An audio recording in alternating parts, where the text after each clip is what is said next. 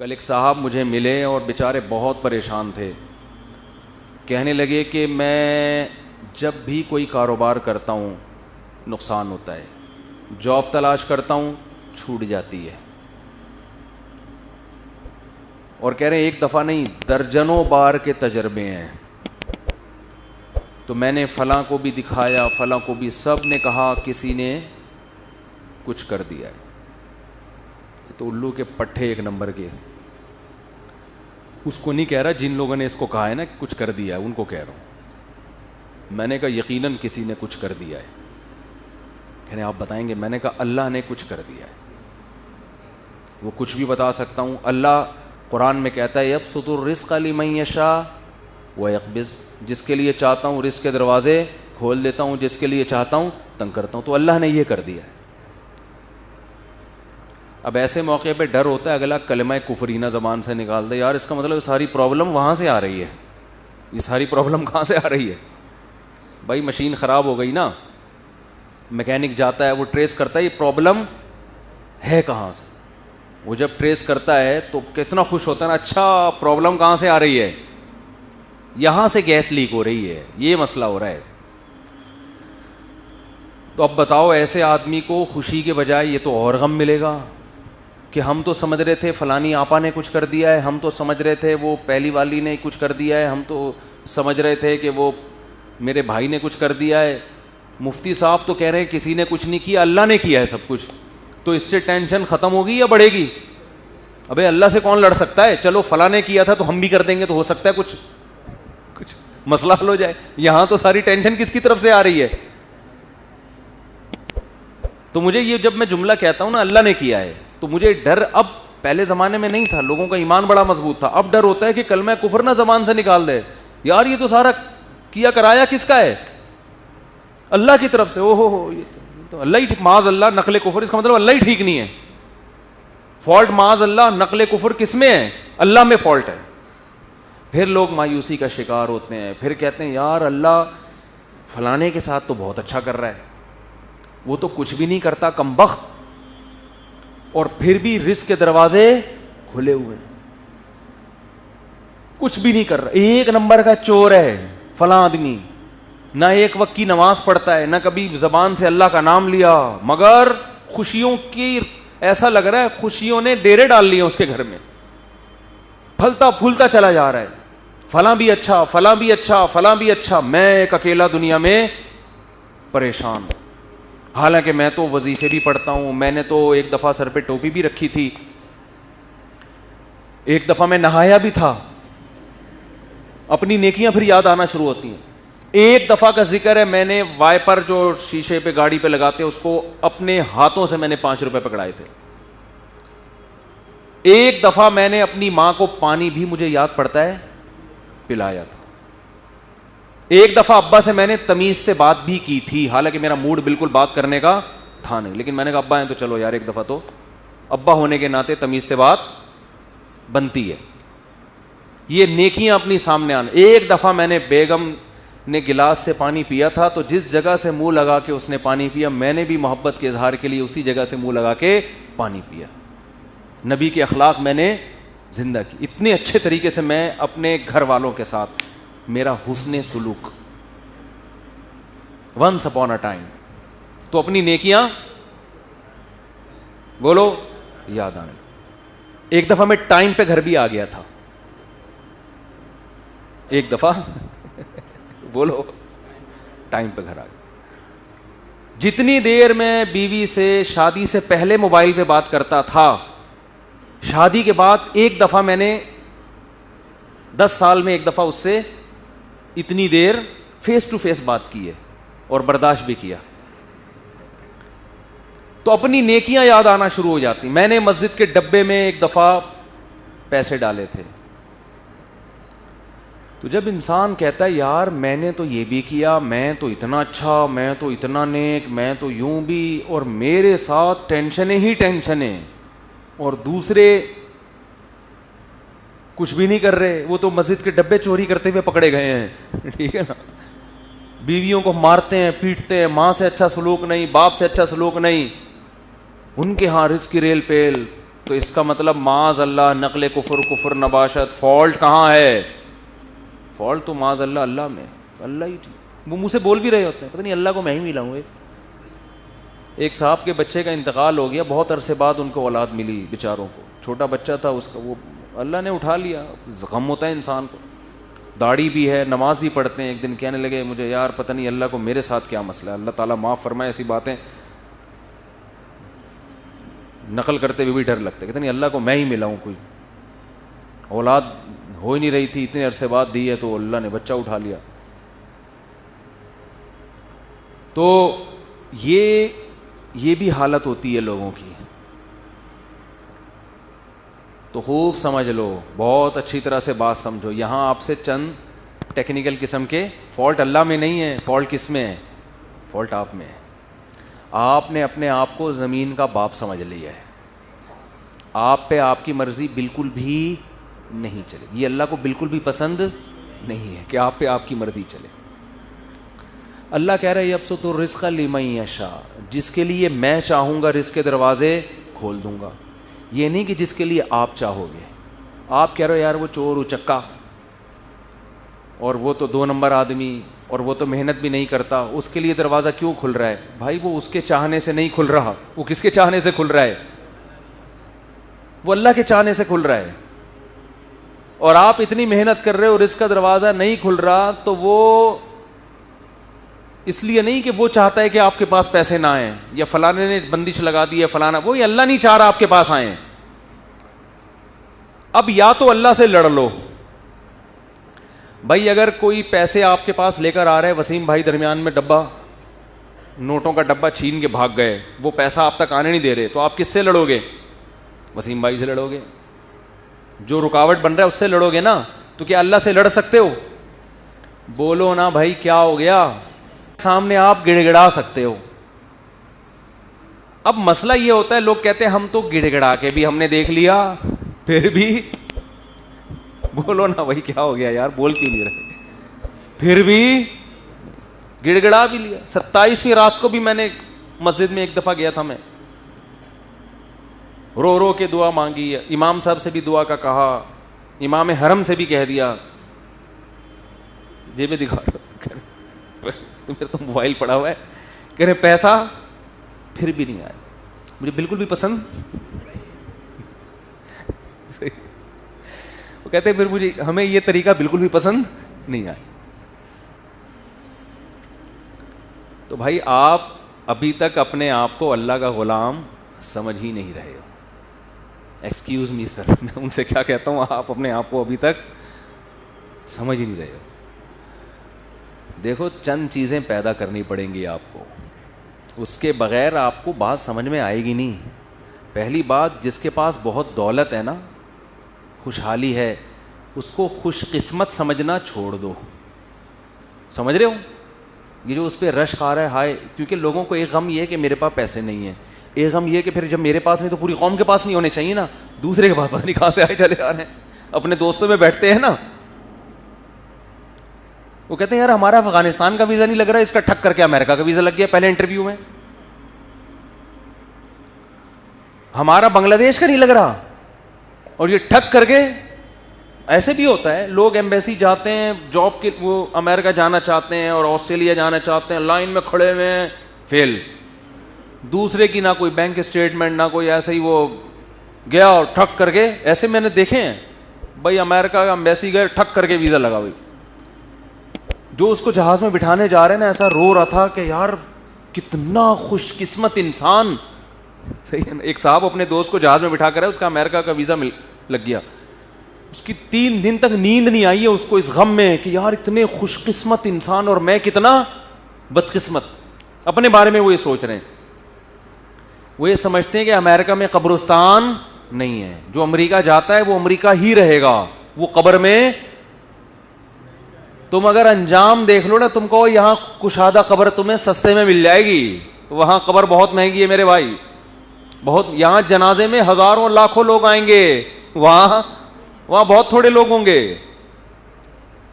پھر دارالاسلام میں موت کا اپنا مزہ ہے بھائی، ٹھیک ہے آپ جائیں کمائیں، لیکن مرنا یہیں پسند کرو۔ اس کی بڑی ویلیو ہے کہ آپ دفن کہاں ہو رہے ہیں. لوگ کیوں مدینہ میں مرنا پسند کرتے ہیں؟ امام مالک نبی کے شہر سے جنازہ اٹھے تو نبی کے شہر سے نہیں کہ اسلامی ملک سے ہی اڑ جائے. میں یہ نہیں کہہ رہا جو وہاں مر رہے ہیں غلط کر رہے ہیں, وہ تو جہاں بھی مر جاؤ وہیں دفن ہو جاؤ, لیکن ایک فضیلت کی بات بتا رہا ہوں کہ کوشش کیا کریں اپنے کنٹری میں ہی مرا کریں. ابھی تو فی الحال ہم زندہ رہنے کی کوشش کر رہے ہیں, گورنمنٹ چاہ رہی ہے کہ ہم اسلامی کنٹری میں ہی مریں, لیکن جب مرنے کا ٹائم آئے تو کوشش کریں کہ اپنے کنٹری میں مر لیں. تو اب مجھے پہلی بات تو یہ دماغ سے نکال دو کہ جس کے پاس بہت دولت ہے, بہت خوشیاں ہیں, چاہے وہ دولت یا اس کی سیٹنگ کامیاب ہو گئی, آپ کی والی سے اس کی ہو گئی, یہ بھی تو ہوتا ہے نا, تو یہ دماغ سے نکال دو کہ وہ بہت خوش قسمت ہے. یہ آپ کی بہت بڑی بھول ہے. خوش قسمتی کا اس سے قطعاً کوئی تعلق نہیں ہے, کوئی تعلق نہیں. قارون سے پھر تو زیادہ خوش قسمت کوئی تھا ہی نہیں. کیا خیال ہے؟ اگر یہ اس کے پیسے آنے سے, پھر تو ہمارے سابق صدر دنیا کے کامیاب ترین انسان, ہم سب کو ویسا بننا چاہیے. اس کا تو کوئی تعلق ہی نہیں. پھر اس کا مطلب یہ ہوا کہ فرعون بہت خوش قسمت تھا اور موسیٰ معاذ اللہ بہت بدقسمت تھے, کیونکہ فرعون تو موسیٰ علیہ السلام کو یہی طعنے دیتا تھا کہ ان کے پاس تو نہ سونے کے کنگن, نہ ان کے پاس باغات ہیں, نہ ان کے پاس پراپرٹی ہے, نہ ان کے پاس محلات ہیں, کھانے پینے کے تو یہ محتاج ہیں. بے روزگاری کیا 10 سال بکریاں چرائی ہیں. آج کا کوئی بے روزگار بکریاں تھوڑی چرا رہا ہے جو وہ خودکشیوں کی طرف جا رہا ہے. 10 سال موسیٰ کلیم اللہ, اس وقت موسیٰ علیہ السلام سے بڑا روئے زمین پر کوئی شخص نہیں تھا, اللہ کو انتہائی محبوب, مگر کام کیا کر رہے ہیں؟ بکریاں لے کے صبح صبح ریوڑ دے کے نکلتے ہیں, پہاڑوں میں جاتے, شام کو واپس, اور اپنا کوئی ذاتی گھر نہیں, سسرال میں رہ رہے ہیں. ایک روم دیا ہوا ہوگا انہوں نے کہ بھئی یہ بکریاں چرانے کے لیے ہم نے ان کو رکھا ہوا ہے, کیونکہ جن بزرگ کے گھر رہتے تھے ان کا بیٹا نہیں تھا نا کوئی, تو ملازم رکھنا, بطور ملازمت کے رہے ہیں. نہیں آ رہی میرا خیال ہے بات؟ اور بکریاں چرانا آسان نہیں ہے, ہم سے پوچھو. 3-4 بکریاں ہم نے رکھی ہوئی ہیں, جو جس کو کوئی غم نہ ہو بکریاں پال لے. حقیقت بتا رہا ہوں آپ کو. کھلاؤ پلاؤ, جب دودھ نکالنے کی باری آتی ہے تو ایسا تکبر, ابے ہمارا کھا کے ہمیں نہیں کھلا رہی یار. میں نے ایک دفعہ بکری کا دودھ نکالا بڑی محنت سے نا, پوری جب بالٹی, بہت دودھ جمع ہو گیا تھا, بالٹی بھری ہے, جیسے ہی میں اٹھنے لگا بکری نے ٹانگ اس کے اندر پوری, لے بھائی. ہم نے کہا اب تم ہی پی لو بھائی. 10 سال کیا کام کیا ہے؟ اپنے ماں باپ سے دور, اپنے بہن بھائیوں سے دور, مدین میں بے روزگار. ایک روزگار ملا ہے اور وہ بھی کتنا ٹف. اور موسیٰ کی پرسنالٹی دیکھو, یہ وہ ہے جس کے ذریعے اللہ مصر میں انقلاب لے کر آئے گا, اور جس کا ذکر آسمانی کتاب قرآن میں سب سے زیادہ کرے گا, نام لے لے کے. قرآن میں جتنا موسیٰ کا نام استعمال ہوا اتنا کسی کا نام استعمال نہیں ہوا. کام کیا ہو رہا ہے؟ بکریاں چرا رہے ہیں. تبھی جو سودی بینک میں جاب کرتے ہیں نا, ہمارے حضرت سے ایک صاحب نے پوچھا کہ یہ سودی بینک میں جاب چھوڑ دیں تو اتنے لوگ کیا کریں گے؟ کیا فرمائے, رکشے چلائیں, ٹماٹر بیچیں. وہ کہتے نہیں میں ٹماٹر کیوں بیچوں. آپ نے یہ خود اپنا ایک معیار بنایا ہوا ہے کہ میں اس لیول کا آدمی ہوں. یہ آپ کا, یہ اللہ نے نہیں بنایا آپ کو. حلال حرام کمانے پر کی آپ کو اجازت نہیں ہے. بے شک آپ کو رکشا چلانا پڑے, بے شک آپ کو گول گپے بیچنا پڑے, بے شک آپ کو ٹماٹر بیچنا پڑے. یہ آپ کی اپنی تھنکنگ ہے کہ ٹماٹر بیچنے والا ناکام اور دنیا کا پست ترین انسان. یہ آپ کا خود ساختہ نظریہ ہے. اللہ کی نظر میں یہ نظریہ قابل قبول نہیں ہے. یہ تو آپ نے اپنے لیے متعین کیا کہ مجھے جی ایسی گاڑی چاہیے, جیسے میں بینک میں مینیجر تھا نا, ایسے ہی جاب جب مجھے ملے گی 3 پیس سوٹ ٹائی میں گاڑی میں بیٹھ کے کسی کمپنی میں جاؤں گا اور اتنی ہی تنخواہ ملے گی, تو اس کا مطلب مجھے حرام کا متبادل مل گیا. تو وہ تو متبادل مل گیا, اب کیا ہے؟ وہ تو کسی کو بھی مل جائے تو وہ چھوڑ دے گا. ایسا نہیں ہے. آپ کو حرام کی طرف جانے کی اجازت بولو نہیں ہے. ٹماٹر بیچنے پڑے آپ کو, یہ تو آپ نے خود متعین کیا ہے. تو پہلا تو آپ جس کے پاس دولت ہے اس کو خوش قسمت سمجھنا ختم کر دیں. یہ بہت بڑی میں کہتا ہوں یہ اتنی بڑی بے وقوفی ہے نا کہ جس کو پتا ہے موت بھی ہے آگے.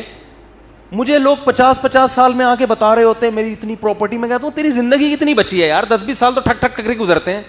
ابھی مجھے یاد ہے میں یہاں ممبر پہ بیٹھا تھا 2011 میں بیان کر رہا تھا, کل کی بات لگ رہی ہے, اور اب کیا آ گیا 2021.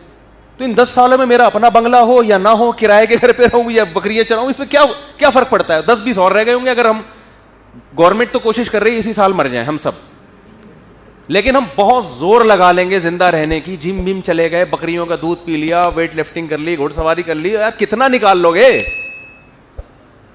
بہت. اور اللہ کی مدد بھی شامل حال رہی, ورنہ اللہ نہ چاہے تو آپ جتنے وہی جو جم اٹھا رہے ہو نا, وہی وہ آپ کی جم میں کتنے لوگ مرے ہیں. یوں اٹھا رہے تھے زنجیر, وہ پیٹی ٹوٹ کے دھڑام سے سر پہ گرا. چلو بھائی, جو چیز زندگی کا ذریعہ تھی وہی اللہ نے موت کا سبب بنا دی. کتنے لوگ مرے ہیں اس طرح سے, ورزش کرتے ہوئے مرے ہیں. جو چیز ڈاکٹر نے ٹیکا لگایا تاکہ بچ جائیے, وہی ٹیکا ری ایکشن کر گیا, مر گیا بندہ. تو کب تک لڑو گے بھائی؟ تیار رہو بھائی, جتنے جم وم کچھ بھی نہیں ہے, جب اللہ چاہے گا کٹاک. میرے گارڈ ہے نا, میرے ساتھ جا رہے تھے, ایک بوڑھے میاں قریب سے گزرے, وہ گارڈوں کو نا طنز کیا انہوں نے, ان سے کچھ نہیں ہوتا اللہ مارنا چاہے گا ویسے ہی مار دے گا. بات صحیح ہے, لیکن اس موقع پہ ٹھیک نہیں ہے. ہر صحیح بات ہر موقع کے لیے نہیں ہوتی. آپ ڈاکٹر کے پاس علاج کے لیے جا رہے ہیں, ٹیکا لگا رہا ہے وہ آپ, اور ٹیکا لگاتے ہوئے کہہ رہے ہیں لگا تو دوں گا لیکن جب اللہ مارنا چاہے گا تو مرے گا, اس سے کوئی فائدہ نہیں ہوگا. پھر لگا کیوں رہے ٹیکا ادھر؟ تو اسباب تو اختیار کرنے ہیں نا, یہ تو اللہ کا حکم ہے. دو انتہائیں ہیں, کچھ لوگ اسباب کی نفی کر دیتے ہیں, کچھ ایسا اسباب کو باپ بنا لیتے ہیں کہ اللہ سے نظر بالکل ہی ہٹ گئے, وہ سمجھتے ہیں اللہ تو ہے ہی نہیں. تو سب سے پہلا مسئلہ یہ ہے کہ جس کے پاس پیسے ہیں, اچھا روزگار ہے, اس کو خوش قسمت سمجھنا بولو چھوڑ دیں. کیونکہ وہ خوش قسمت ہوتا تو فرعون خوش قسمت تھا, قارون خوش قسمت تھا, موسیٰ کلیم اللہ مسکین, اور محمد صلی اللہ علیہ وسلم سب سے بڑے مسکین. ہمارے نبی کے گھر میں تو 40 دن چولہا جلنے کی نوبت آتی نہیں تھی. لیکن اس جہاں کا سردار اللہ نے کس کو بنایا؟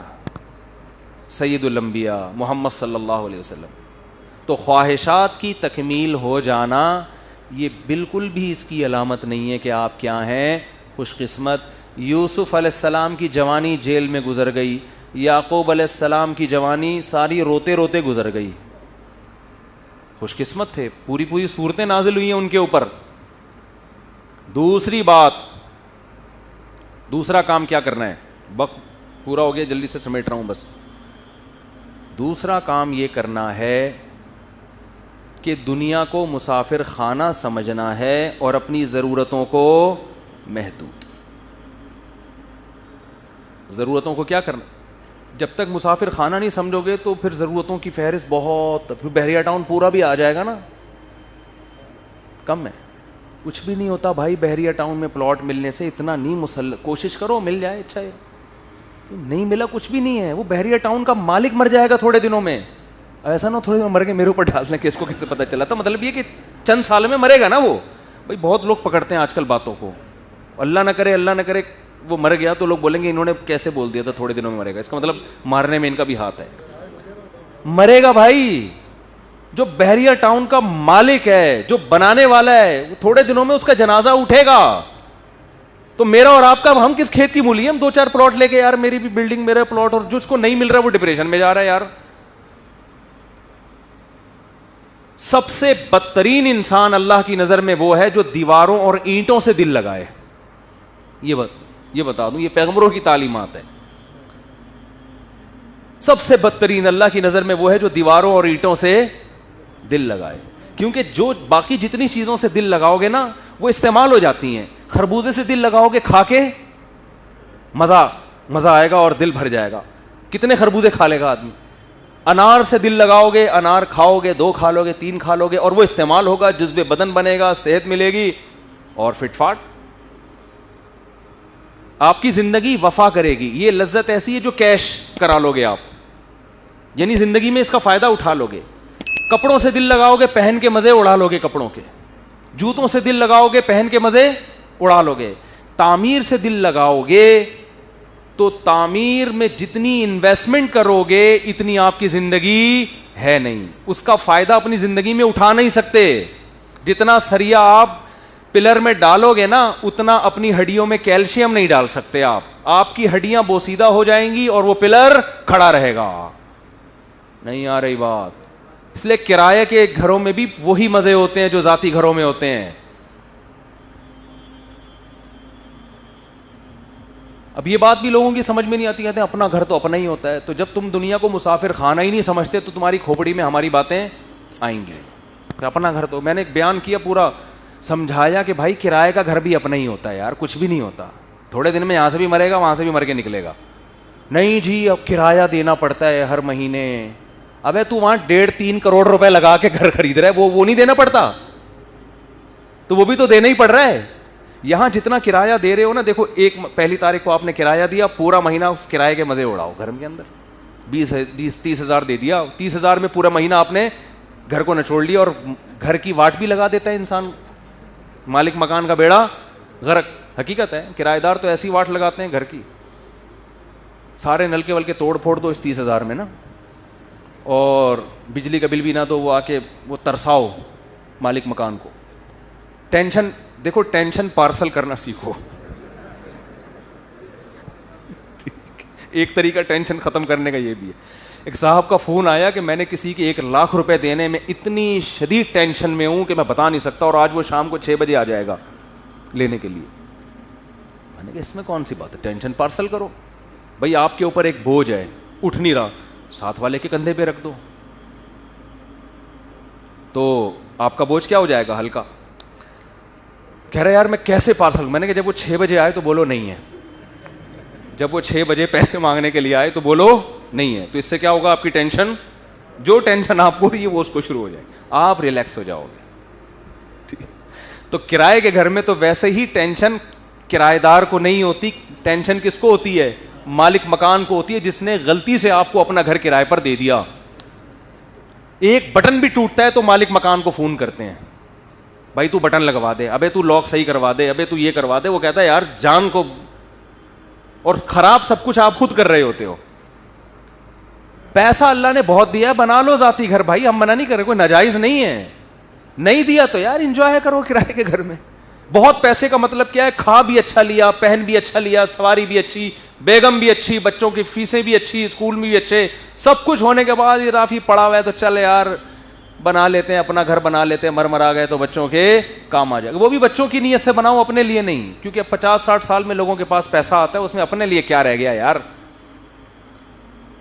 اپنے لیے کیا رہ گیا, اپنی تو زندگی ختم نا. اب کیا 10-20 سال کے لیے اپنا, اور تو کرائے پہ گزارا کرے بس. اب تو پینٹیں کرائے پہ مل رہی ہیں. دیکھو دولہا جب شادی میں رخصتی ہو کے جاتا ہے نا, اس کو اچھی گاڑی چاہیے ہوتی ہے, تو یہ نہیں کہ اب بینک سے رخصتی کے لیے گاڑی نکلوا رہا ہے, وہ رینٹ کار والوں کو فون کرتا ہے, یار ذرا اچھی سی گاڑی جو ہے نا, پھول وول چمک پٹیاں لگا کے ذرا بھیج دے یار. تو وہ کہتا ہے یہ پیسوں سے خریدو. کیا ہے, ایک رات کی بات ہے یار, دلہن کو یہاں سے وہاں پارسل کرنا ہے, تو میں ایک رات کے لیے 25 لاکھ 30 لاکھ کی کرولا خریدوں, میں پاگل تھوڑی ہوں. تو یہی گھر میں بھی سوچ لیا کرو, 10-20 سال کی بات ہے یار, وہ بھی اگر گورنمنٹ سے بچ نکلے, ٹھیک ہے نا, 10-20 سال کی بات ہے, 15 سال کی, 20 سال کی, 20-25 کو کوئی ویلیو نہیں ہے, اتنا نہیں ہے. یہ آپ سمجھ لو پتہ نہیں 20-25 کیا ہوتا ہے, کچھ بھی نہیں ہے. اور یہ بھی ہے کہ یقین بھی ہو, ورنہ تو کیا پتا کل کا, اگلے ہفتے کون زندہ رہے گا کون نہیں رہے گا, کچھ بھی نہیں پتا. ابھی پھر کورونا کی کوئی نئی چیز آ گئی ہے, تو کورونا نے دنیا کو تگنی کا ناچ نچا دیا ہے. پھر کوئی نئی شکل میں آیا کورونا. اللہ بھی کہہ رہا ہے کہ انسان کے بچے بن جاؤ, اللہ کی طرف رجوع کر لو, اللہ سے نہیں لڑ سکتے. نئی شکلوں میں کورونا آ رہا ہے, پھر فلائٹیں بند ہو رہی ہیں, دنیا عذاب میں. بھائی اتنا نہیں ڈرو, موت کے لیے تیار ہو یار, کسی بھی ٹائم کوئی بھی مر سکتا ہے. غیر مسلم موت سے ڈرے, سمجھ میں آتا ہے, کیونکہ اس کا تو یہ ہے کہ میری ساری عیاشی ختم. ہم تو کہتے ہیں یار ایگزامینیشن ہال سے کوئی پہلے نکلے گا, کوئی بعد میں نکلے گا, آخرت اللہ راضی ہے تو کوئی مسئلہ نہیں. اور وباؤں میں مرنا تو یہ تو شہادت ہے, یہ تو گناہ کے معاف ہونے کا ذریعہ ہے. حدیث میں آتا ہے طاعون وبا مسلمان کے لیے رحمت ہے اور نافرمانوں کے لیے عذاب ہے. یہ تو رحمت ہے اللہ کی. تو دوسرا کام کیا کرنا ہے میرے بھائی؟ دنیا کو مسافر خانہ سمجھنا ہے. آپ کی ضرورت 2 ٹائم کی روٹی ہے بس. وہ ٹماٹر بیچ کے مل جائے یا وہ ادرک لہسن بیچ کے مل جائے آپ کو. 2 ٹائم کی, یا پھر فری میں مل جائے. بعض دفعہ نہیں ہوتے تو کسی ٹرسٹ کے دسترخوان پہ آدمی کھانا کھا لیتے جا کے. 2 ٹائم پیٹ بھر کے کھانا مل گیا, رات کو سر چھپانے کی جگہ مل گئی بس. پیغمبروں کو یہی کچھ ملا ہے, ٹھیک ہے نا, پیغمبروں کو یہی کوئی. اور اس پہ وہ اللہ کا بڑا شکر ادا کرتے تھے کہ اللہ کا دیا بہت